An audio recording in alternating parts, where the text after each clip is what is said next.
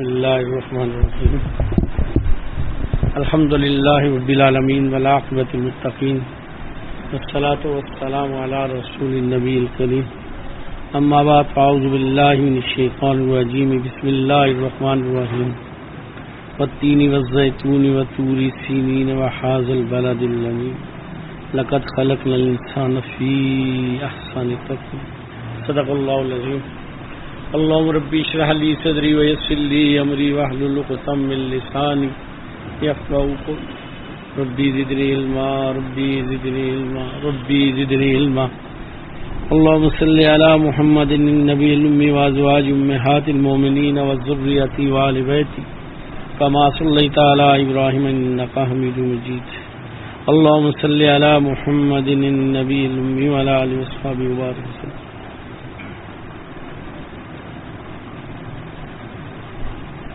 اللہ جل شانہ نے اپنی مخلوق میں سب سے زیادہ خوبصورتی انسان کو عطا فرمائی.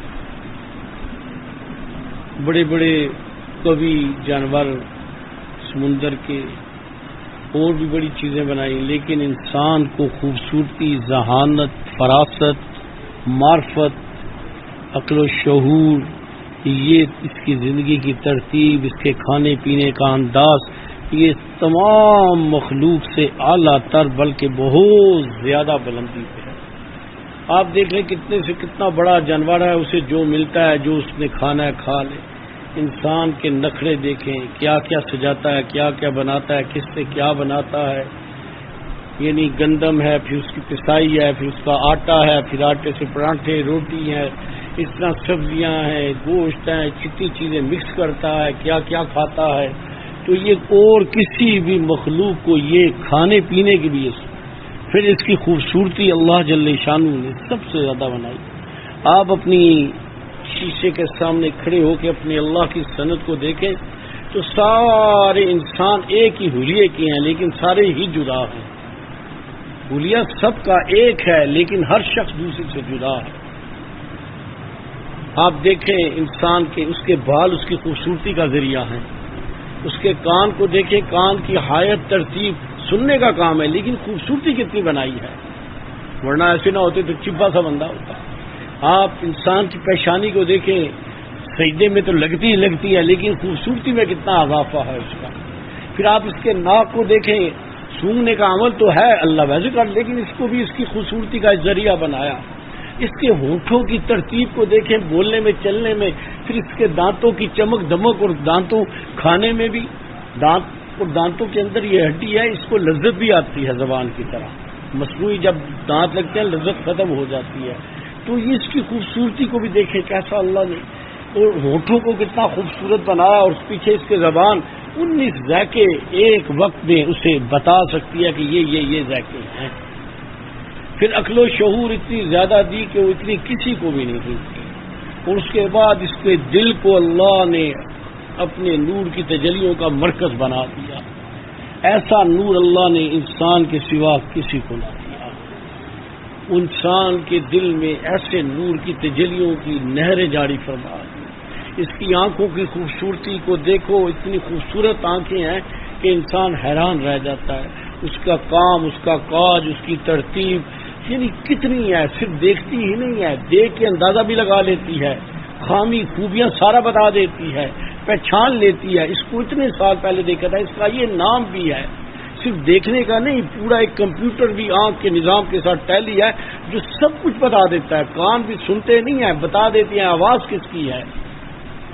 اور زمین پہ چیزوں کے نشان سے، ہر چیز سے آنکھ خود سارا کچھ تعین کر لیتی ہے. ہاتھ بظاہر کام کرتے ہیں، لیکن اللہ جل شانہ نے ان کی گرپس، ان کی ترتیب، کسی کو ہاتھ لگاتے ہیں گرم سرد ترتیب کو، یہ آنکھوں کے ذریعے. پاؤں آپ دیکھ لیں، آپ ایسے جوتیاں پڑی ہیں، جوتی پہنتے جائیں، آپ دیکھ نہیں رہے، پاؤں بتا دے گا یہ جوتی اپنی نہیں پہنی، کسی اور کی پہنی ہے. آپ پاؤں ہٹا لیں گے، پاؤں کو اپنی جوتی کا بھی سینس ہے کہ یہ جوتی میری نہیں ہے. اور پاؤں کے نیچے کوئی سخت چیز آنے لگے تو پتہ چل جاتا ہے، نرم ہو تو پتہ چل جاتا ہے. اور انسان کے اندر ایک سسٹم ہے، ایسا الارم ہے کہ ارد گرد میں کوئی واقعہ خلاف توقع ہونے والا ہو، یا کوئی زہریلی چیز ہونی ہو، یا چور چکے سانپ یا کچھ ہو، تو انسان کی باڈی کے سینس اسے بتا دیتے ہیں کہ کوئی گڑبڑ ہے. انسان کو اس کا شعور بتا دیتا ہے، حتیٰ کہ سوئے ہوئے بھی پتہ چل جاتا ہے. ایسا اس کا ایک نظام ہے. آپ انسان کی ترتیب کو دیکھیں تو آدمی حیران ہو جاتا ہے. فتبارک اللہ احسن الخالقین، اتنا خوبصورت، اتنا پیارا، اتنا عجیب، پھر اس کے اندر جو معرفت باری رکھی ہے وہ ایسی ہے کہ کسی اور مخلوق کے اندر ہے ہی نہیں. اللہ کے قرب تو جہاں تک بھاگ سکتا ہے بھاگتا جائے، اللہ کے قرب کو پاتا جائے گا. یہ تھک جائے گا لیکن قرب نہیں ختم ہوگا. پاتنے کی جتنی صلاحیت اہلیت ہے وہ کرتا جائے، چلتا جائے. اس کے حافظے کو دیکھیں کہ اللہ جل شانہ نے ایسا ہے کہ میں اسکول میں بعض دفعہ ایسا ہوا، ایک دفعہ ایک بندے کو میں نے دیکھا تو مجھے یاد آیا کہ اس اسکول کے زمانے میں 50 سال سے زیادہ کا وقفہ ہے. میں نے پہچان لیا اسے مجھے پہچان لیا. کتنی یاداشت ہے. ابھی پچھلے دنوں ایک بچے کا آیا، 11.5 سال کا بچہ تھا.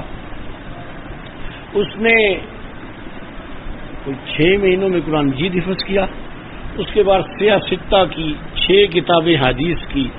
اس نے حدیث روایت کے ساتھ یاد کی. اس کا ٹیسٹ سعودین نے لیا. یار یہ ہو سکتا ہے؟ جب ٹیسٹ لیا تو ایک غلطی بھی کسی جگہ اس کی نہیں ہوئی. اور اس کے بعد اشرا، وہ جو قاریوں کا ہوتا ہے، جو سیاہ ستہ کا قاری کا، اس میں پہلا بچہ ہے جس نے اس عمر میں پایا، آج تک کسی نے نہیں کیا. اس میں بھی وہ ٹاپ کیا. اس کے بعد اور بھی کچھ اور ترتیب تھی. تو یہ 11.5 سال میں اتنی اہلیت، اتنی صلاحیت، اتنی قوت یہ دماغ کی کس نے دی؟ اللہ. اور کتنے ایسے حضرات گزر چکے ہیں جب کسی چیز کو ایسے دیکھتے تھے تو دیکھتے ہی زبانی حفظ ہو جاتی تھی.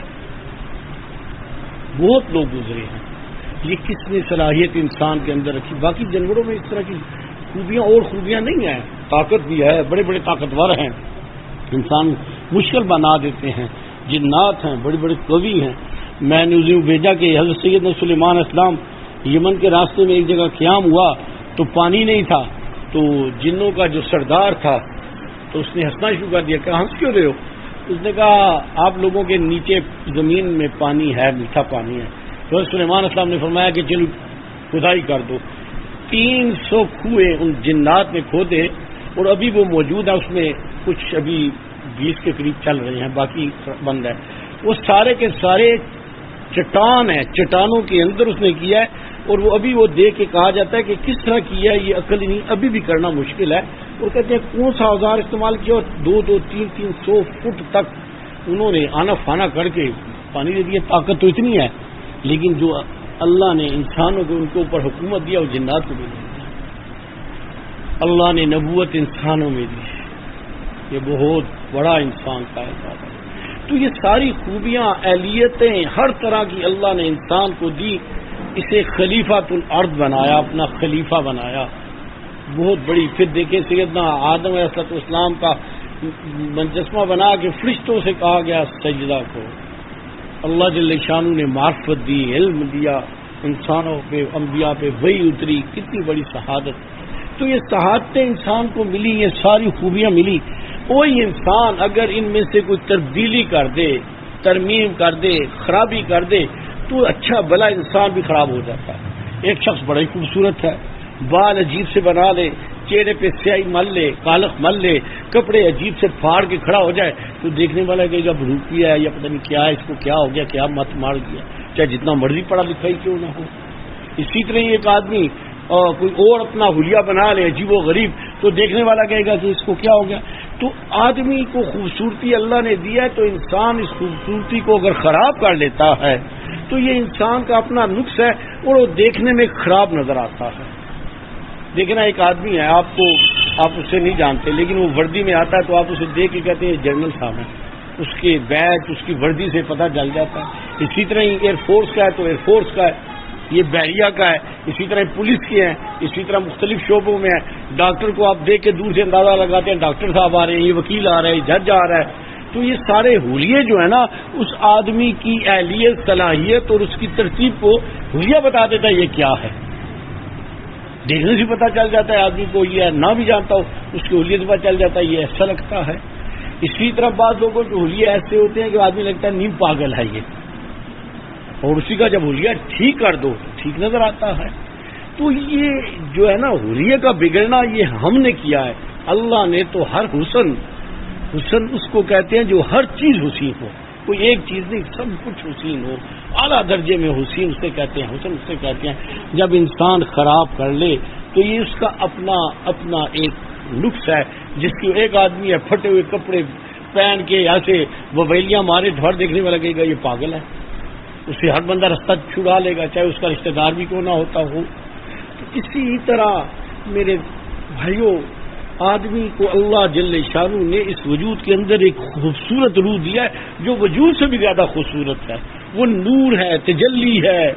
قل روح من امر ربی، اس نے تو اللہ کا کلام سنا ہے، لست بربکم جواب دیا بلا، وہ تو تجلی اور نور اور عالم امر سے آئی ہے، عرش معلیٰ سے بھی اونچی ہے۔ انسان اپنے اعمال سے اس کو بھی خراب کر دیتا ہے، اس کا حلیہ خراب کر دیتا ہے، اس کا حلیہ خراب کر دیتا ہے۔ جیسے ظاہری طور پہ ہم حلیہ خراب کرتے ہیں نا، دیکھنا حدیث ہے نا، من تشبہ بقوم فہو منہ، کما قال النبی صلی اللہ علیہ وسلم، کہ جو جس کی مشابہت اختیار کرتا ہے نا ان میں، ایک آدمی کڑا پہن لے، بال ایسے کر لے تو دوسرا چل جائے یہ سکھ ہے، اس طرح ہندوؤں والا کوئی حلیہ بنا لے تو پتہ چلے گا ہندو ہے۔ اسی طرح یہودیوں نے خاص قسم کے اپنے بنائے ہوتے ہیں، تو جیسے ظاہری اعمال میں ان کی نسبت ہو جاتی ہے، اسی طرح کچھ گناہ ایسے ہوتے ہیں جن کی وجہ سے روح پہ اثر پڑتا ہے۔ گناہ میں جو بعض گناہ ایسے ہوتے ہیں، قول میں بھی فعل میں بھی، جو آدمی کو کافر کر دیتے ہیں، انسان کا ایمان ختم ہو جاتا ہے، نکاح فاسد ہو جاتا ہے۔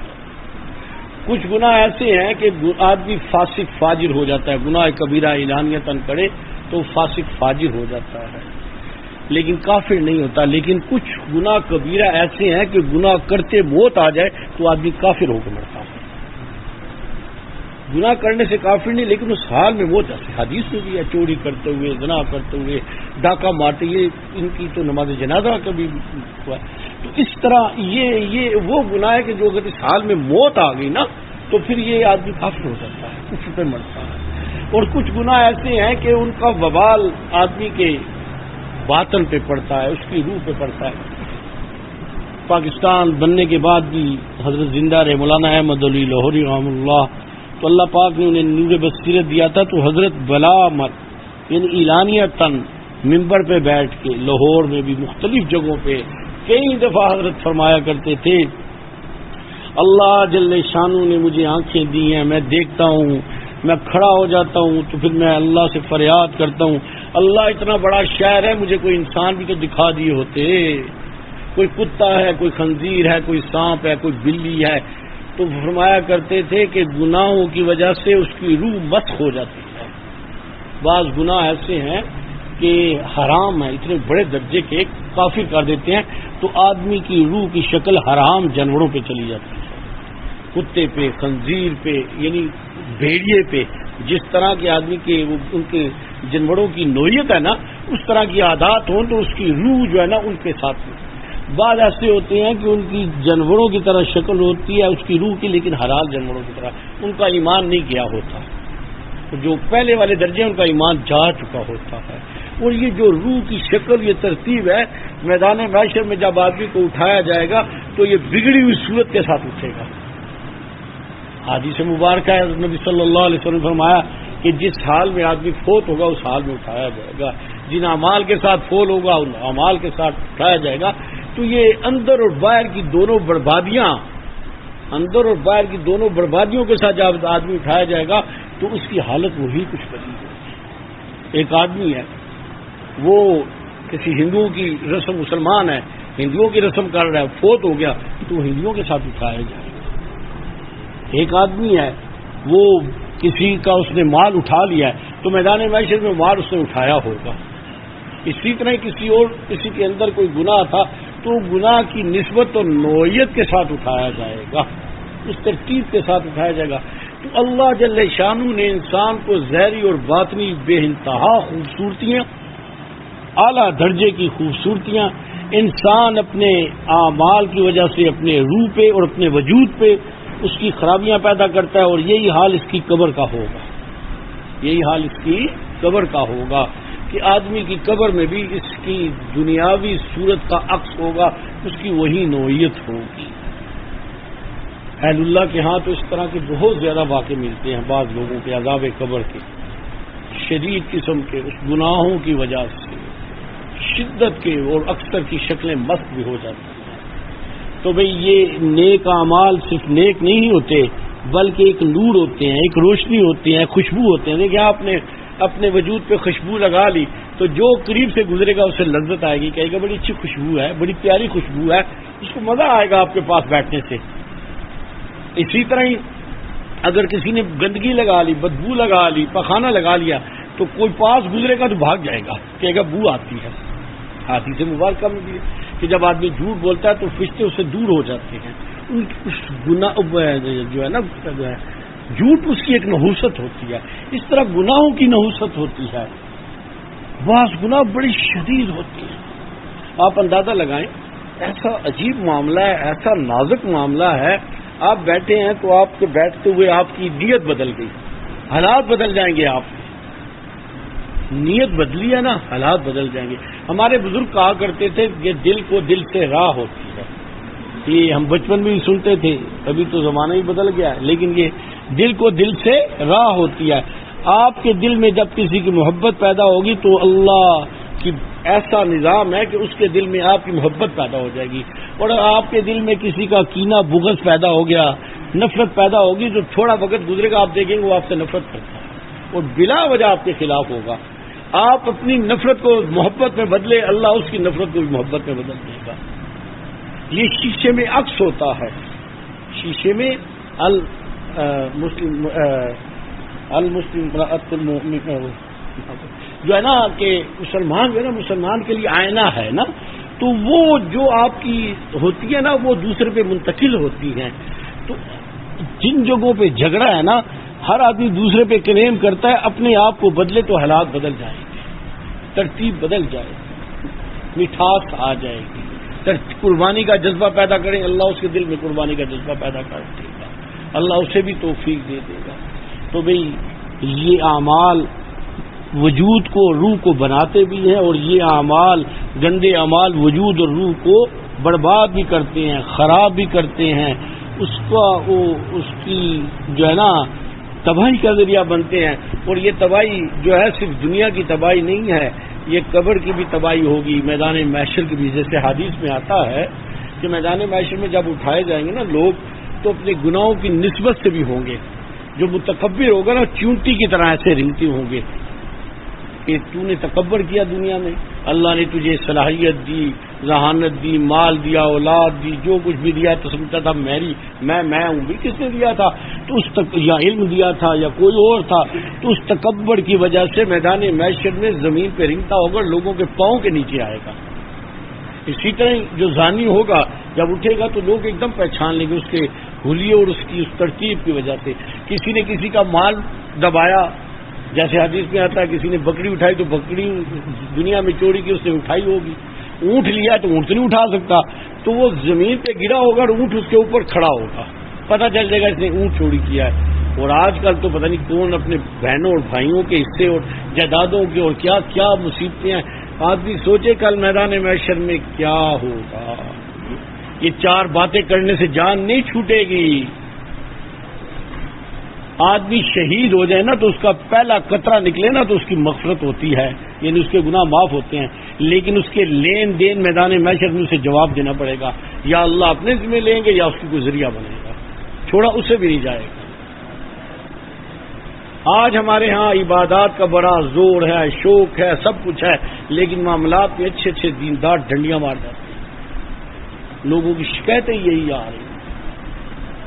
چلو دنیا داروں سے تو ہو سکتی ہے توقع، جو اللہ کا خوف کرنے والے ہیں ان کے حالات بھی ایسے ہی خراب ہو گئے ہیں، وہ بھی جو موقع ملے ہاتھ سے نہیں چھوڑتے، تو بھی یہ اللہ تو قبول ہی نہیں کرے گا، کیا کریں گے۔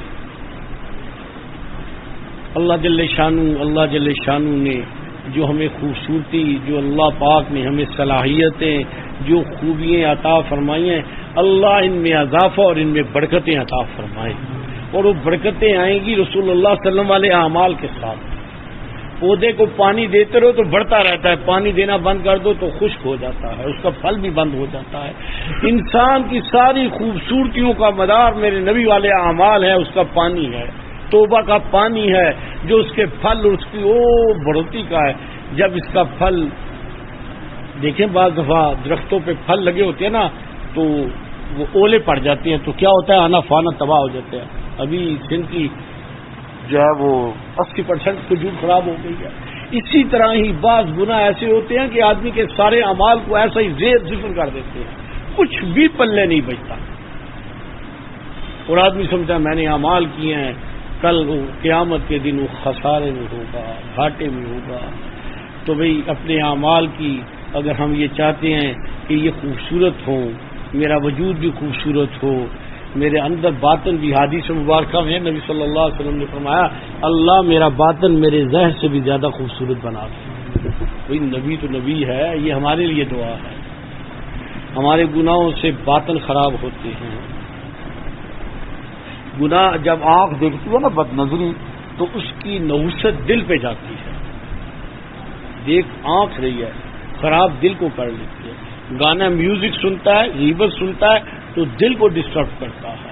ہر گناہ اندر باطن کو ڈسٹرب کرتا ہے، ہر نیکی باطن کو منور کرتی ہے، بہتر کرتی ہے. تو بھئی اللہ رب العزت ہمیں توفیق دے کہ ہماری اپنی زندگیاں اس نیج اس ترتیب میں آئیں کہ ہمارا ہر عمل اللہ کا حکم اور اللہ کے نبی صلی اللہ علیہ وسلم والے مبارک طریقے پہ ہو.